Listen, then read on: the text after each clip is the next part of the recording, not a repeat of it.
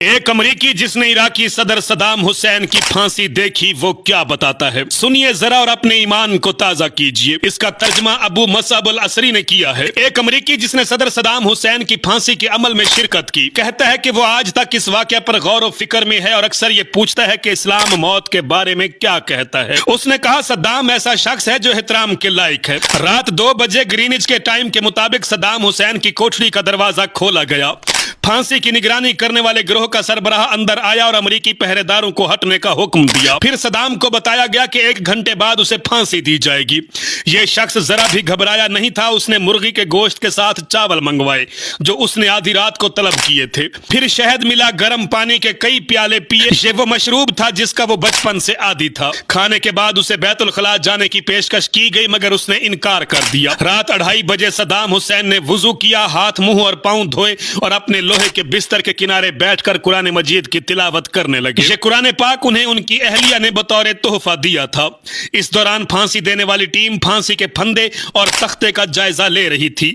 2:45 بجے مردہ خانہ کے 2 افراد تابوت لے کر آئے اور اسے پھانسی کے تختے کے پاس رکھ دیا۔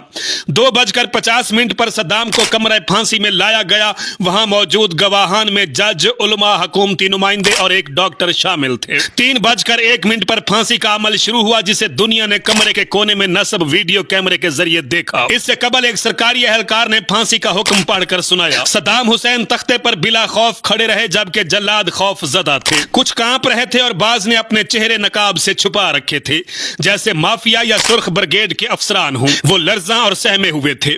امریکی فوجی کہتا ہے میرا جی چاہا کہ میں بھاگ جاؤں جب میں نے صدام کو مسکراتے دیکھا جب وہ آخری الفاظ میں مسلمانوں کا شعار پڑھ رہے تھے، لا الہ الا اللہ محمد الرسول اللہ۔ میں نے سوچا کہ شاید کمرہ بارودی مواد سے بھرا ہوا ہے اور ہم کسی جال میں پھنس گئے، کیونکہ یہ ممکن ہی نہیں لگتا کہ کوئی شخص اپنی پھانسی سے چند لمحے پہلے مسکرا دے۔ اگر عراقی یہ منظر ریکارڈ نہ کرتے تو میرے امریکی ساتھی سمجھتے کہ میں جھوٹ بول رہا ہوں، کیونکہ یہ ناقابل یقین منظر تھا۔ لیکن راز یہ ہے کہ اس نے کلمہ پڑھا اور مسکرایا۔ میں یقین دلاتا ہوں کہ وہ واقعی مسکرایا، جیسے اس نے کوئی ایسی چیز دیکھی ہو جو اچانک اس کے سامنے ظاہر ہو گئی ہو۔ پھر اس نے مضبوط لہجے میں کلمہ دوبارہ کہا جیسے کوئی غیبی طاقت اسے کہلا رہی ہو۔ ناظرین، صدام حسین کے بارے میں چند حقائق بھی جان لیجئے۔ وہ پہلا حکمران تھا جس نے اسرائیل کے شہر تل ابیب پر میزائل برسائے۔ اس نے یہودیوں کو خوف زدہ کر دیا کہ وہ بلیوں کی طرح بینکروں میں چھپ گئے۔ وہ جنگوں میں بھی عرب قومیت کے نعرے لگاتا تھا۔ اس نے جج سے کہا یاد ہے جب میں نے تمہیں معاف کیا تھا، حالانکہ تمہیں پھانسی کی سزا سنائی گئی تھی۔ جج گھبرا گیا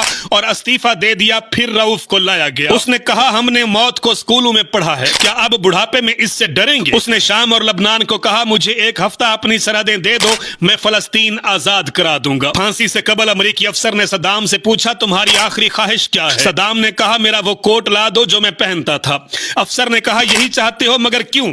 صدام نے جواب دیا کہ عراق میں صبح کے وقت سردی ہوتی ہے، میں نہیں چاہتا کہ میرا جسم کانپے اور میری قوم یہ سمجھے کہ ان کا قائد موت سے خوف زدہ ہے۔ پھانسی سے قبل اس کے لبوں پر آخری کلمات کلمہ شہادت تھے اور اس نے عرب حکمرانوں سے کہا تھا مجھے امریکہ پھانسی دے گا مگر تمہیں تمہاری اپنی قوم پھانسی دے گی۔ یہ کوئی معمولی جملہ نہ تھا بلکہ آج ایک حقیقت ہے۔ سلام ہے اس بہادر مسلمان کو، اللہ اس بہادر پر رحم فرمائے، آمین۔ میرا پیغام ہے محبت جہاں تک پہنچے۔ کاشی بلوچ کو اجازت دیجیے، اللہ حافظ۔ پاکستان ہمیشہ زندہ باد۔